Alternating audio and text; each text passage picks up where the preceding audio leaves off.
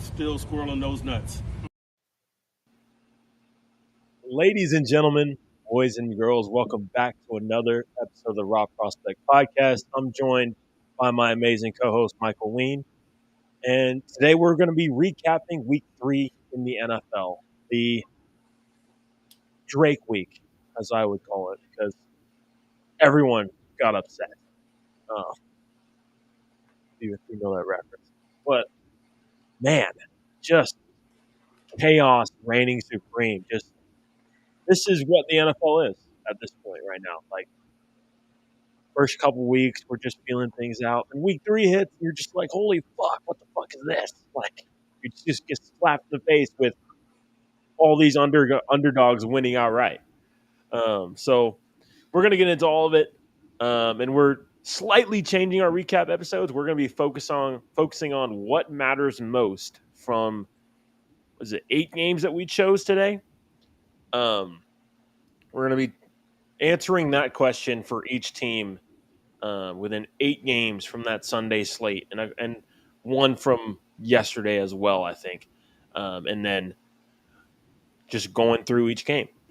So, Michael, how you feeling, man, and how you doing? Well, I'm glad to be here, even though we're getting a late start. Good to be back for another week of NFL recaps through week 3 of the NFL season. If I would have told you that the undefeated quarterbacks so far are Patrick Mahomes, Josh Allen, you'd be like, okay, yeah, that makes a lot of sense. But if I would have told you that both Justin Fields and Sam Darnold are undefeated as starting quarterbacks going into week 4, that may have surprised, I think, pretty much everybody at this Sam point. Darnold leads the league in touchdown passes. Exactly. So I think there's one other undefeated team. For some reason, I can't think of it right now. But anyways, there are a lot of surprises right now across the league. We've got, I think it's 7 in total games that we're going to discuss here tonight. What matters most from each game. If you like what we're doing in these NFL recaps, make sure that you give us some feedback, what you want to see going forward. We tried out some awards last week. We might go back to that next week. We'll continue to go back to our traditional, 3 teams that trucked, 3 teams that sucked format some weeks. We'll also start up our NFL Power Rankings series for the season next week. And we'll kind of recap games within talking about each team in our power ranking. It'll be a kind of a good big picture way to get a good feeling on where each team is 4 weeks into the season, about a quarter of the way in, just about. But make sure you guys like and subscribe, support the channel, and we will continue to churn out content. I'm a little tired. I had a work happy hour tonight, ran over time as you would think, had a couple drinks. So I'm not sober, but I'm in a good state of mind to do this. Somewhere in between. Somewhere in between, because the team we're going to talk about first is undefeated, and I'm a big fan of this team. So let's go ahead and get into it. Yeah, man. I got to let you start off with this one, man. This is a huge win for the Pittsburgh Steelers in so many ways. And just what is the first thing that comes to mind when I say the Pittsburgh Steelers are a 3-0 football team? Well, the first thing that comes to mind is the defense. But I think the thing that matters the most within the context of this game and within the context of starting the season 3-0 is Justin Fields and his performance. But not only his performance, it's the way that he's performing within the pocket. His patience within the pocket, the way that he's, I think, matured in his pocket presence and making quicker decisions. That's what matters the most for this particular Pittsburgh Steelers team. He's running the offense. Sunday was arguably the biggest win of his career. He hasn't had very many, but if you look at the way that he finished last season and the way that he started this season, he's won like something like, I don't know, 10 of his last 13 games or something along those lines. It's something crazy. He hasn't lit up what you would call the stat sheet. But he completed 25 of 32 passes, 245 yards, a touchdown and a pick. And he only scrambled once, which was a career low for him in all of his starts. Only scrambled once on Sunday. Took only 2 sacks, lost just 13 yards. He did commit his first turnover of the season on a batted pass. But with the way that this defense was playing on Sunday, it really didn't matter in the grand scheme of things. What really matters, though, is he's just, I think, improved as a passer in some real vital areas. He's on pace to set career lows in sack rate, interception rate, time to throw, and off-target throw rate. And to this point in the season, through 3 weeks, he's one of 2 quarterbacks in the NFL without a turnover-worthy pass by Pro Football Focus. So he's doing the right things. He's running the Arthur Smith offense the right way. He's not lighting it up. But if you would have told me this is the version of Justin Fields that we're going to get through the first couple weeks of the season with Russell Wilson out with the calf injury, not turning the ball over and just doing the right things, making the right decisions with the way that this defense is playing, I would have taken it. And that's what he's done. I think the biggest story is Justin Fields and whether or not he holds on to his job the rest of the season. If he continues to do this, I don't see a way that he does not. Yeah, there's an interesting quote that I think about from him last year in his last season with the Bears. And that tough start that they had, he came to his press conference after the game and he said something like, I think I'm thinking too much. Like, I'm not able to just let it rip out there. Like, things are becoming like I'm having to think about everything. And that's just not how it feels anymore for him. Like, he's obviously matured a lot. He's gotten better, but also just he's not thinking. Like, it's just instinctual football. Like how he would at Ohio State. Like, he's still making, big throws when they're dialed up for him by Arthur Smith. And that's one thing that I'll say is huge credit to Arthur Smith so far this season. Like, the offense hasn't been perfect, but I think it's allowed for the best version of Justin Fields that we've seen in his career. And I think it's set a baseline for the offense. Like, it's set a good floor that you can start from, and you can kind of build from there as the season goes along, which is really exciting, honestly. Like, I think the ceiling for this offense is much higher than I think some are giving it credit for currently. Yeah, the last couple things I'll say are, number one, I think Arthur Smith, to add to your point, has coached some of the reckless out of Justin Fields. Meaning he's making anticipatory throws over the middle of the field into some tighter windows that he was never thinking about making in Chicago. And he's not forcing things into tight windows when he really doesn't have to, or when it's really not there. And then from a Pittsburgh Steelers perspective, I think the exciting part, to add to your second point, is Roman Wilson hasn't stepped foot on the field yet. And so we don't know what he potentially is going to add to this offense. We need him, meaning the Pittsburgh Steelers need him, because to be quite frank with you, Van Jefferson has done zero this season so far. He really hasn't added much to this offense. I like what Freiermuth is giving the offense. Arthur Smith obviously loves to use his tight ends. He's been good. Pickens is obviously good as long as he's healthy. In the running game has been on and off, but obviously we know Najee's talented. We know Jalen Warren's talented. And I like some of the things that Darnell Washington has added as kind of like a sixth offensive lineman in those 2 tight end sets, 7th offensive lineman, a blocking tight end, along with, being a target in the red zone.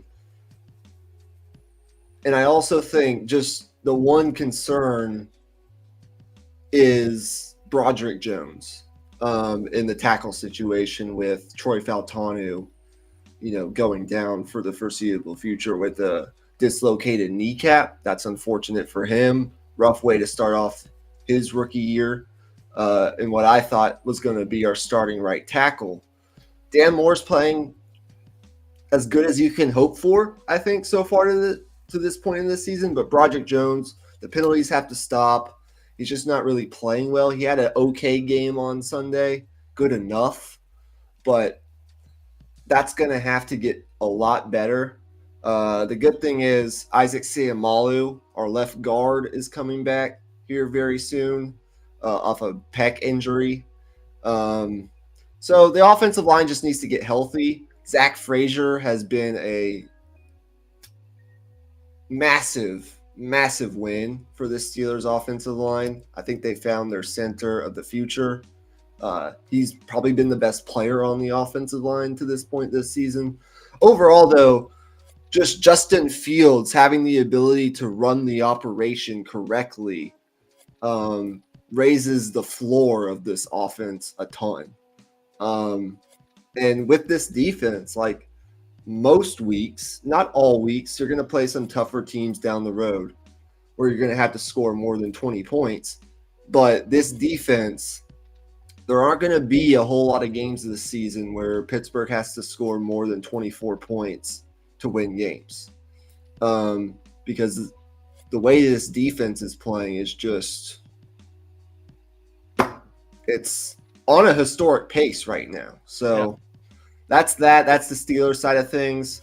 On the Chargers side of things, you just got to get healthy. Like the injuries are starting to pile up on the offense for them. I think like the idea that I had to answer the what matters most question before I watched the game was entirely different after I watched the game. Like before I watched the game, I was thinking it was going to be more along the lines of like, the Chargers couldn't win the physical style ball, Harbaugh style, against a team that like Pittsburgh, who also does that style. So what does that mean for them in the moving forward? But that's really wasn't the case. It was really just they were just ravaged by injury, and Justin Herbert going down was okay. Really tough. Let's go ahead and move on to our next game. All right, I'm gonna set a 6-minute timer for this one. Yeah, Eagles and Saints. What was your main takeaway? I think what matters most for the Saints is that your defense played well outside of 2 or 3 plays that you gave up, like big plays, big splash plays, like that 65-yarder to Barkley really, really hurt. The big splash plays to Goddard. Those are the plays that really sting. But overall, your defense showed that it could hang. But the troubling thing is the Eagles were able to get your offense out of those, play action-y type of situations. They were able to get you in 3rd and long, and then all of a sudden you're having to go into your traditional drop back game, and your offensive line's warts started to come to the surface a little bit more. Give credit to the Eagles, their defensive line played better than did in weeks past, but that's definitely, I think, gonna be the bugaboo of the Saints moving forward, is just how good is this offensive line in traditional passing situations?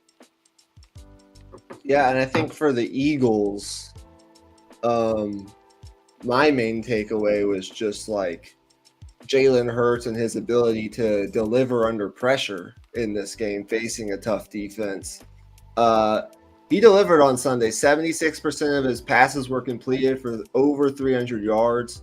He didn't throw a touchdown, but he made the plays when it mattered the most. And he was missing both Devontae Smith and A.J. Brown in the clutch with an offensive line featuring backups on the right side. So under difficult circumstances, he was able to navigate those circumstances. And if this version of Jalen Hurts shows up, even though they didn't light up the scoreboard and he didn't light it up with touchdown passes, the Eagles will be in good shape going forward. He just has to limit the turnovers. And then I think I agree with you from a Saints perspective. I think the Saints are a good football team. My question is, where do you think they, as of right now, slot in the NFC hierarchy? Are they a tier 2 team just below? Like, where would you put them? Are they a wild card team? Are they? Well, I think. How would you classify them, I guess? Yeah, I think as of right now, I give them the edge in that division.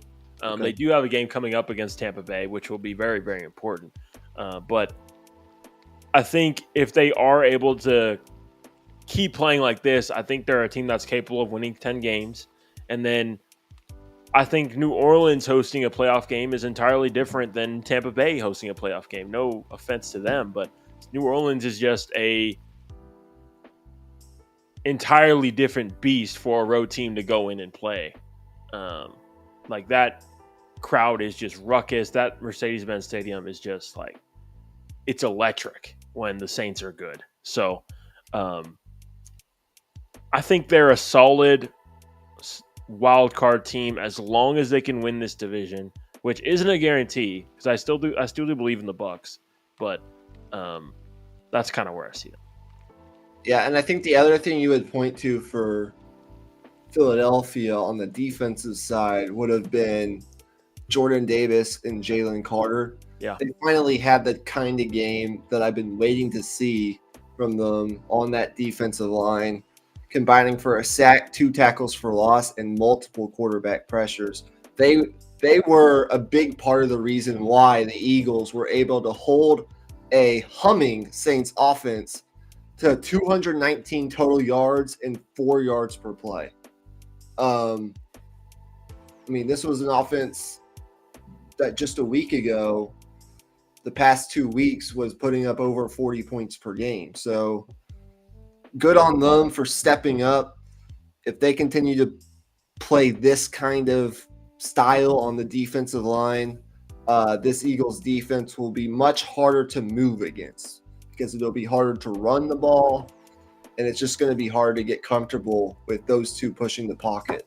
So good game. I think that's really all that needs to be said there. Do you have anything else you want to add, or we can move on to the Dallas Cowboys? Yeah, no, I think that's it. Okay. Well, I'll let you go ahead and start us off here because this was your team on Sunday against the Baltimore Ravens at home. What were your takeaways? Yeah, I think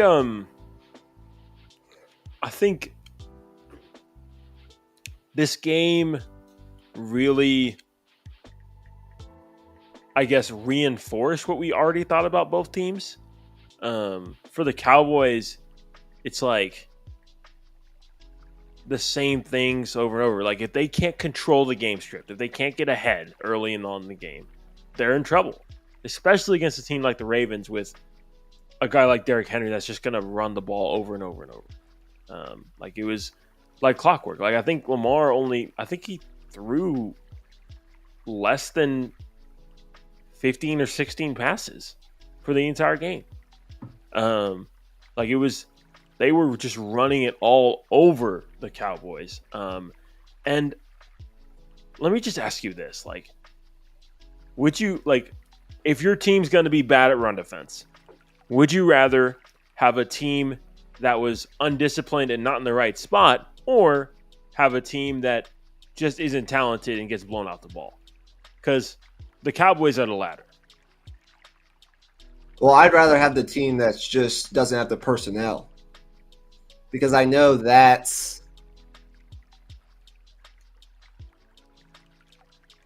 it's because if we have a defense, say we're running a football team, Yeah. and we're the coaches. I'm the offensive coordinator. You're the defensive coordinator. If we just have a defense that's undisciplined and not in the right spots, they're not setting the edge, they're not doing this, they're not doing that.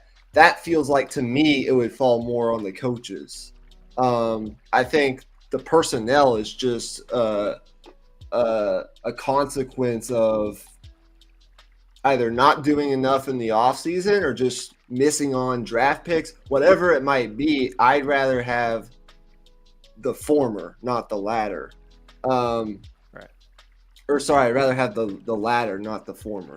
But I think you hit on it. Like, my main takeaway for Dallas is just the defense didn't really show any ability to stop Baltimore, especially on the ground. 294 rushing yards. Anytime you allow that in the NFL, you're going to lose 99 times out of 100.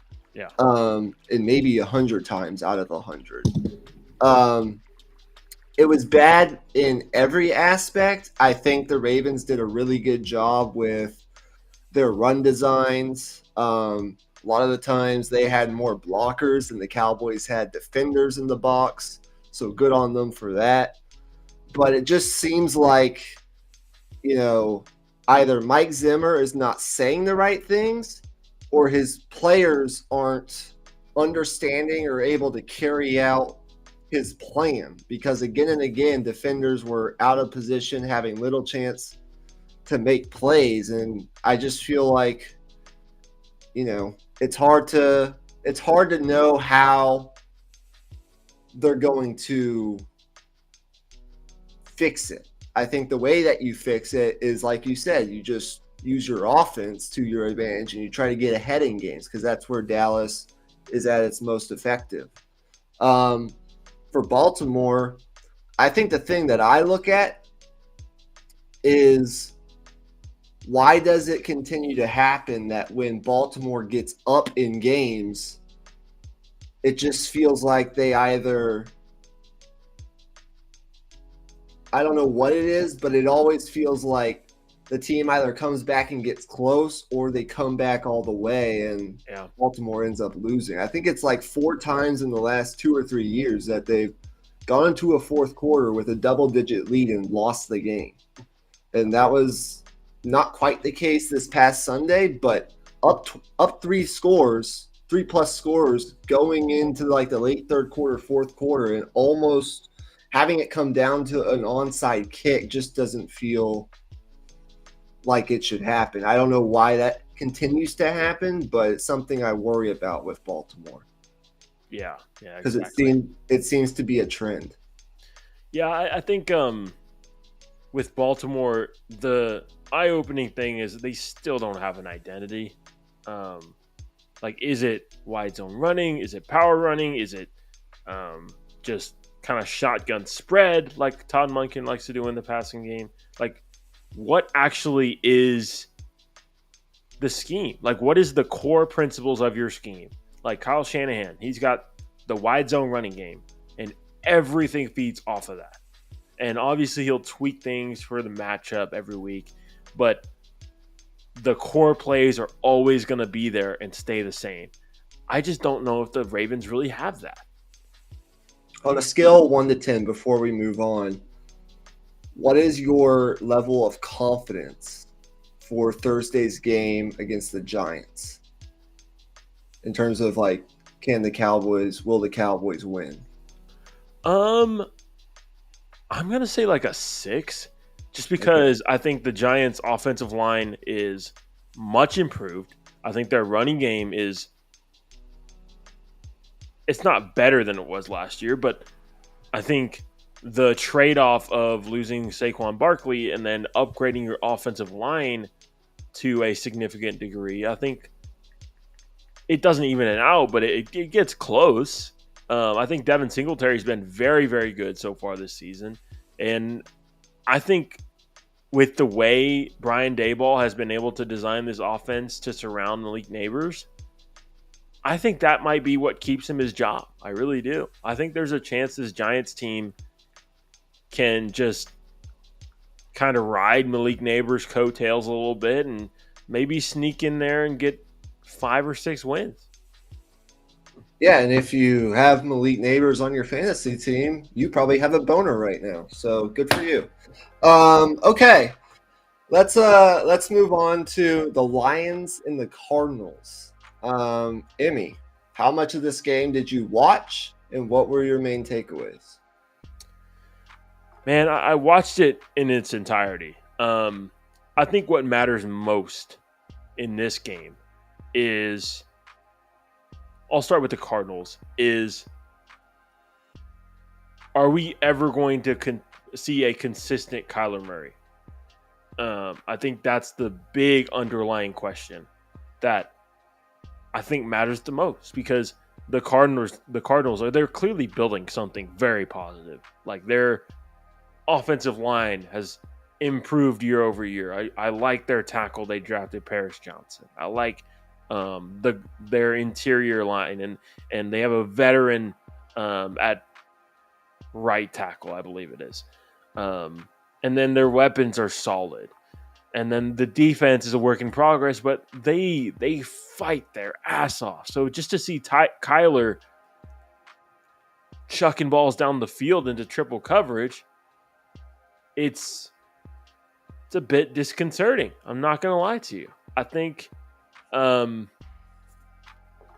think there's a good opportunity for him to really figure it out here. Not figure it out, but to really string together some really good games.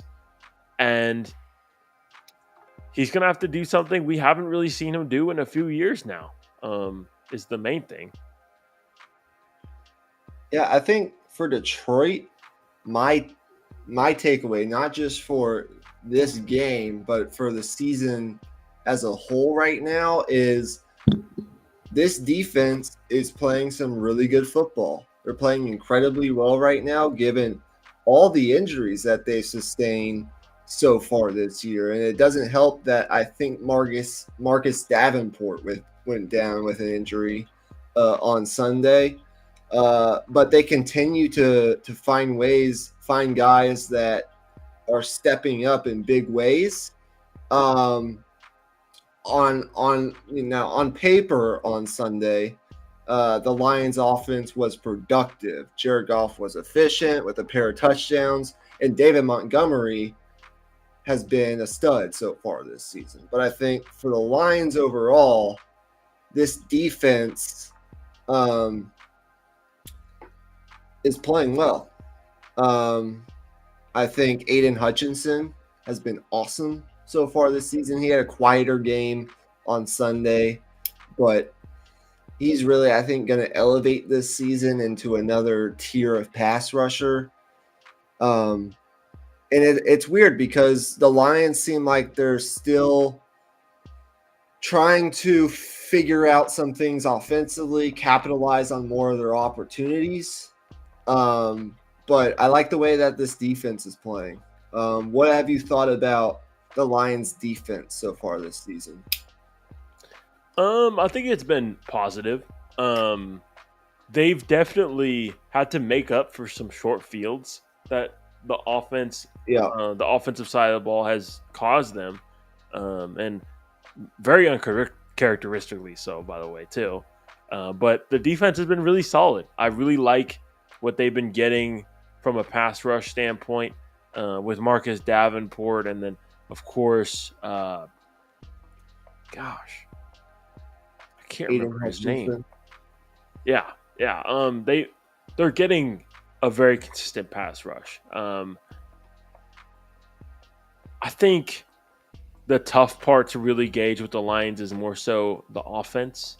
It doesn't seem like they're clicking on all cylinders, but I'm actually not as concerned about the defense. I think all the moves that they made in the offseason from picking in the draft, I think most of them either will work or will maybe, end up moving on maybe like 1 out of 20 times. Like, I really do think they're going to be important pieces here. And the reason I thought Aiden Hutchinson played well on Sunday, despite only having, I think it was 1 sack, which is still, I mean, that's like a normal game for like an above replacement pass rusher in the NFL is 1 sack. Like we get excited and we praise all of these guys, the Max Crosbys, the TJ Watts, the Micah Parsons, the next level, like all world, all pro, Hall of Fame caliber pass rushers. But 1 sack in an NFL game is typically a productive day for like an edge rusher. Well, Aiden Hutchinson on Sunday, after coming off that 4.5 sack performance against the Buccaneers, one of the reasons I think the Cardinals passing game looked out of sorts on Sunday was because the tight ends, Trey McBride and Elijah Higgins, weren't as involved in the passing game. But the reason why, if you watch the game, is they were having to keep McBride, Higgins, the combination of the two in to chip on Aiden Hutchinson because they had a backup tackle playing out there. I think with McBride playing a larger role in the passing offense, or without him playing a larger role on Sunday, it was largely limited to just Marvin Harrison Jr. down the field, and the Lions did a good job of keeping him in check. The reason, though, was I think from watching the game, they had to keep those guys in to help the offensive line with this Lions pass rush. And I think it speaks to not only the play of Hutchinson and the recklessness that he's been playing with early on in the season, but Marcus Davenport as well. That was one of my observations from this game. And even then, like Hutchinson still had his share of pressures, forcing Rory out of the pocket, forcing him to make difficult throws time after time after time. So it was kind of similar to, not totally, but it was kind of similar to what the Chargers had to do on Sunday with Joe Alt. They had to continuously help Joe Alt, not because Joe Alt's a bad player. He's going to be a fantastic tackle in the league. He eventually got banged up on Sunday. Hopefully he's okay. But because TJ Watt is just that good that if you leave him in one-on-one matchups, play after play, he's eventually going to beat you. And he eventually did. Like, he eventually got a sack, a big sack, within the sequencing of the game. But it was a lot of times they had running backs chipping him, tight ends chipping him. And I think it was similar for the Cardinals on Sunday. I think once they get a favorable matchup where they can utilize their tight ends better, it'll go better. But for the Lions, that's a really positive sign. Yeah.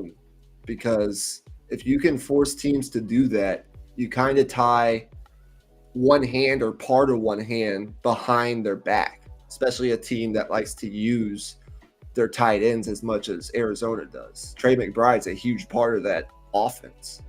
So that was just one of my final observations from that game. But with that, we can move on. Yeah. I think our next game is, let's see here. What other games do we want to talk about? You have any other games in mind? Let's see. 49ers Rams. Did you have any takeaways from Rams and 49ers? Emmy? Oh, yeah. Sorry. I zoned out a little bit there. Yeah, I think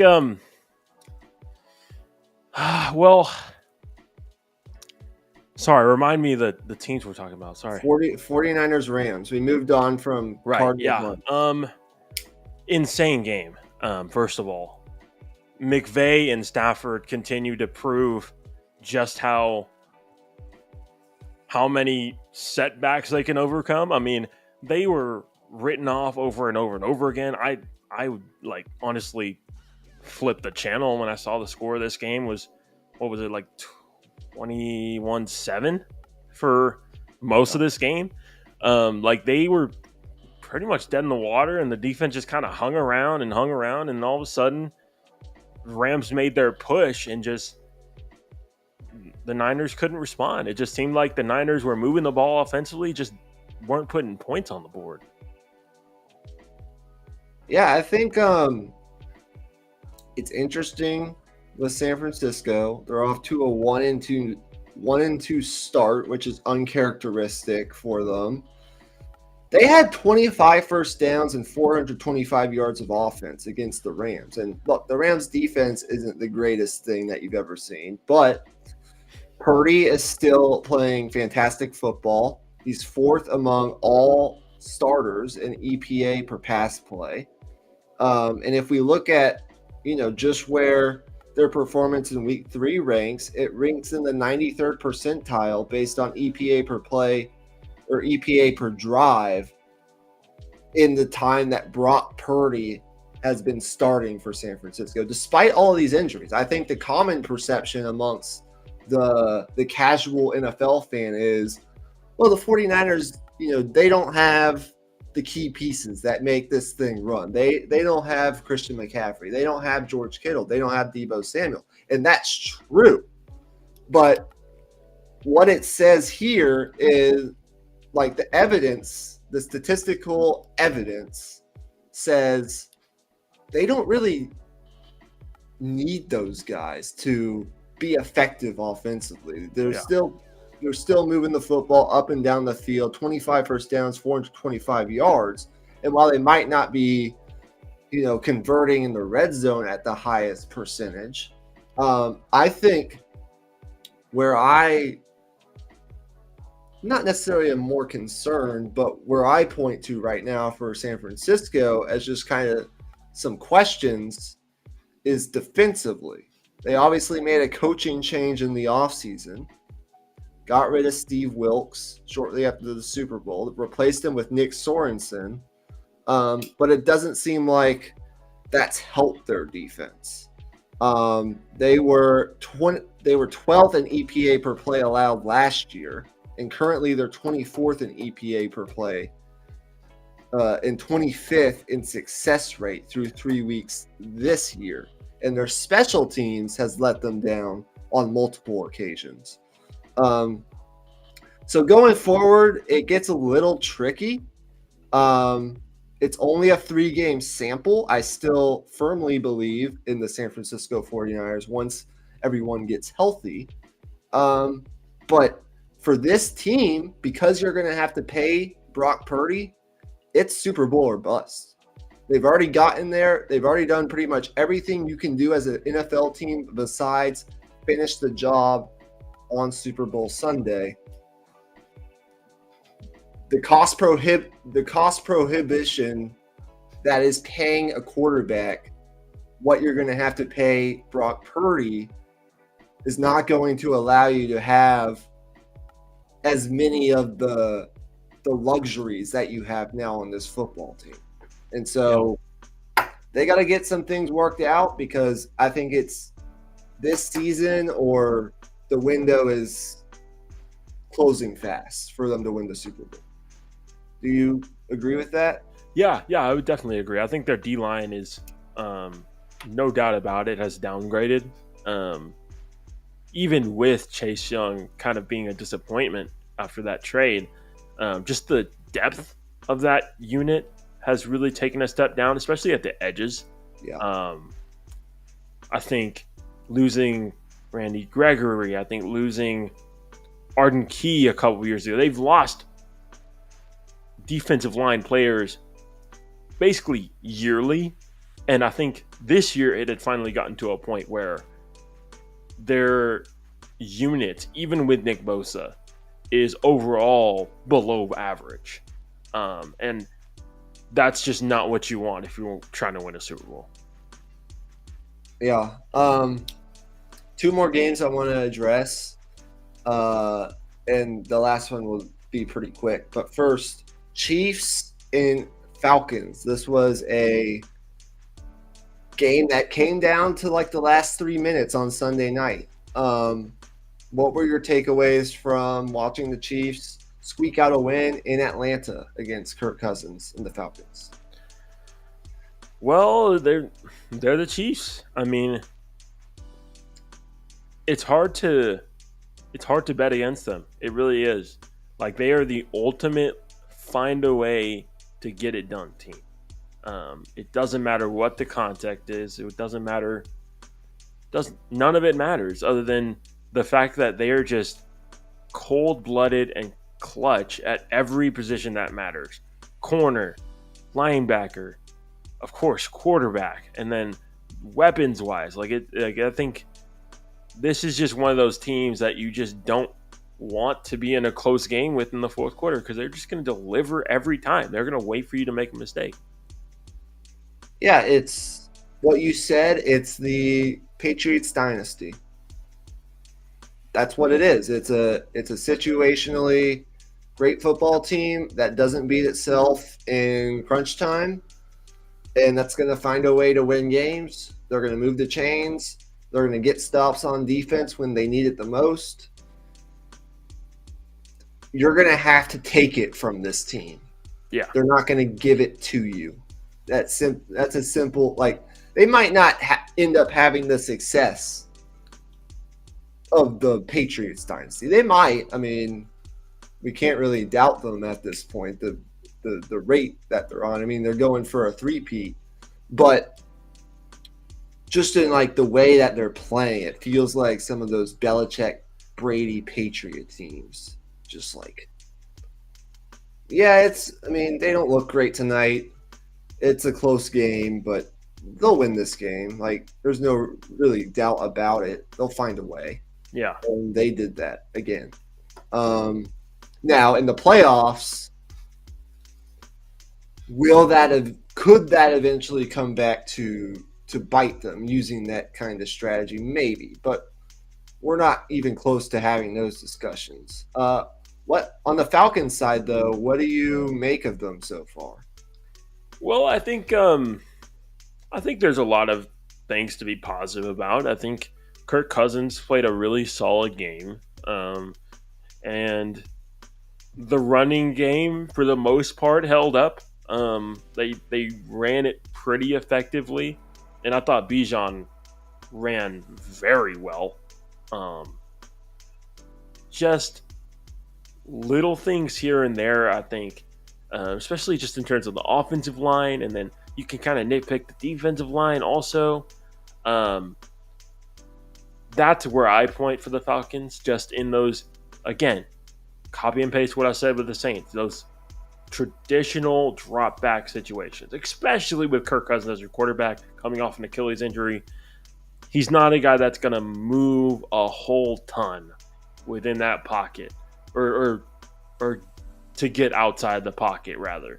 So you got to do more to protect him. That's the bottom line. And by the way, unrelated, not to backtrack here or anything, I did want to say on that last game that we were just on, Niners. If you had told me Jordan Whittington would be starting week 3 and Adonai Mitchell would run 2 routes for their respective teams in week 3, I don't know if I would have believed you before the preseason. I agree with you in principle, but at the same time, Puka Nacua and Cooper Kupp are hurt. Right. So it's just kind of out of necessity. But in theory, yes, you are correct. Like, that would have been, I would have never thought that. Yeah, it's more so just the Adonai Mitchell part of it. Yeah. That's shocking. Yeah. Okay, well, you told me before we came on that you didn't really have a chance to watch much of the Monday night games. Well, you didn't miss much in the first game, aside from an all-time performance by Josh Allen. The Bills, I'd make the argument the Bills look better than they did last season. I think a lot of people thought they might take a step back, but I think they look really good. But I don't know. The story of that game might be like, what the fuck is going on with Jacksonville?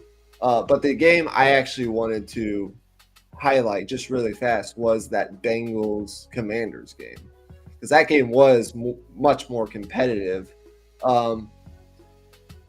Jaden Daniels, 2 words. That's it. He That was his coming out party last night. That was Jaden Daniels. I'm here and I'm here to play. I'm here to stay. We might not make the playoffs this season. I don't know what the future holds for this season for the Washington Commanders, but holy shit, that was quite the game from Jaden Daniels. He was making plays outside the pocket, inside the pocket, converting big third downs in a tough road environment against Cincinnati's defense. Cincinnati's defense, by the way, I don't know what's going on there. It does not look good, especially the secondary. But from a Washington perspective, I mean, I was impressed on both sides. They looked like a good football team last night. And Yeah. when you get the quarterback, that helps a lot. I think they have it. It might be an overreaction from one game, but I think Daniels is going to work. They just need to fix some of the things on the offensive line. Yeah. I'm going to start with this. In my defense, I went to Applebee's last night to watch the games and eat boneless wings. And when we got there, we sit down in their booth, and they have freaking America's Funniest Home Videos on the screen instead of the fucking game. Like, what is this? Like, what is this? But yeah, I walked in, and it was 27-3 or whatever it was at halftime for that Bills-Jags game. And I was just like, holy shit. Like, oh my goodness. But man, yeah, I mean, how could you not just give Jaden Daniels all the praise, man? Like, I think him and Bo Nix really showed out for this rookie class, where we were really starting to have some questions for sure. Like the way those first 2 weeks went about really all these guys. Maybe not as much Jaden Daniels. He played pretty solid the first 2 weeks for the most part. But even just yards per attempt, I think he was at like under 5 yards per attempt with the amount of screen passes he was throwing. So yeah, man, like it was a statement for sure for the Bills and the Commanders, really. Yeah, I would agree. I started off the podcast talking about the 3-0 teams, and I couldn't think of that last one. It's Patrick Mahomes and Josh Allen, but then it's Sam Darnold, Justin Fields, and Geno Smith. The Seahawks are lazy. Yeah. They were a team that I'll give you credit. You were probably higher on them than I was, but man, oh man, that team looks damn good. And I know it was Miami on like their third string quarterback at one point, an offense that just can't really function all that well unless they're running the ball with Devon Achane effectively. With those guys in that quarterback, even with as brilliant as Mike McDonald is as a offensive coordinator and schematics like wizard. But Seattle's defense, the way Geno's playing, the way that they're running the ball with Zach Charbonnet, even with a guy like Kenneth Walker out, it's impressive. I don't want to play that Seattle team. I'll tell you that much as of right now. Any other takeaways, though, from NFL Week 3? Oh, I have a question for you. I know it feels like a long time ago, and I get it. It was who they play, New England. But what are your thoughts on the Jets so far? I mean, so here's the thing. After the first 2 weeks, I was like, Aaron Rodgers looks very average. So maybe they won't reach the heights that we were hoping for. But in week 3, Aaron Rodgers looked like Aaron Rodgers. And here's my thing. Like, I don't know why I didn't take this into account. Aaron Rodgers hadn't played football in like 2 years. Yeah. So of course he was rusty. So it just looked like he finally found his footing and he was sensing pressure better in the pocket. He was escaping pressure better. And this offense is still very simplistic and very vanilla in terms of just basic West Coast concepts, but Aaron Rodgers he's like a master at work, man. Like there's certain things you see in this game. It's like, okay, like you just can't stop that. Like him, having those quasi RPOs where he's on a run play, just flipping it out to Alan Lazard or Garrett Wilson or whoever. Like that's just classic Aaron Rodgers. Yeah, I would agree. Last thing I will say, this is kind of my last remark for the podcast tonight. The best quarterback in the NFL in week 3, I don't think we've talked about yet. You can make an argument for Jaden Daniels. I don't know who else you would throw into this conversation. I mean, Burrow played well. Yeah. But it was Andy Dalton, in my opinion. Yeah. Man, what Sam a tale. Him or Sam Darnold, yeah. The Redheads. Yeah. Really had the Red Rifles. the Red Rifles really had fantastic weeks. But what a tale of like 2 teams. Like one of the worst teams I've ever seen. A team in the Panthers that in the first 2 weeks didn't even look like a FBS Division I college team to a team on Sunday that looked like a competent NFL team that could. Yeah, and not just competent. They looked like they had some juice on offense. Yeah. Andy On Dalton both was sides. slinging it. Like, On both my sides. goodness. I think the energy that Dalton provided offensively helped them defensively. The defense played well too. Now, does that continue? Probably not to that extent, but maybe we'll see. We need a bigger sample size. I think that's about it. Yeah, some of the throws Andy Dalton made on Sunday were genuinely Like just what? fucking elite. Like there's no other way to put it. Like just him dropping an absolute dime over 2 defenders into Deontay Johnson's outstretched arms. Like just ridiculous. The last thing I'll say, my parting shot for today is Mike Macdonald is the superior Mike McD in the NFL. In their first ever matchup between the Mikey McDs. Yeah, it's true. Mike Macdonald was like, "These nuts, ha!" I think my early season coach of the year would probably be. It would either be, LaFleur. It would be LaFleur. It would be LaFleur or Kevin O'Connell. What he's done with Sam Darnold. Well, they play this week. Yeah, that'll be interesting. Yeah. Okay, guys. Well, I think that's going to about do it for our Week 3 NFL recap. Hopefully, you guys enjoyed it. We are trying to keep these episodes to under an hour for the most part, so I think we've done a good job in accomplishing that. And keep in mind, every week we're tweaking the format a little bit, so hopefully we'll be able to keep it fresh, and you guys will learn something, and also maybe get a laugh out of it every once in a while. Make sure you guys like and subscribe. Check out all the other content that we put on our Raw Prospect Podcast YouTube channel under the live section, including Deep in the Heart of Longhorn Sports. Lots more of that coming up this week, including previewing the Georgia-Alabama showdown on Thursday. That will be fun. And a load of other content as well.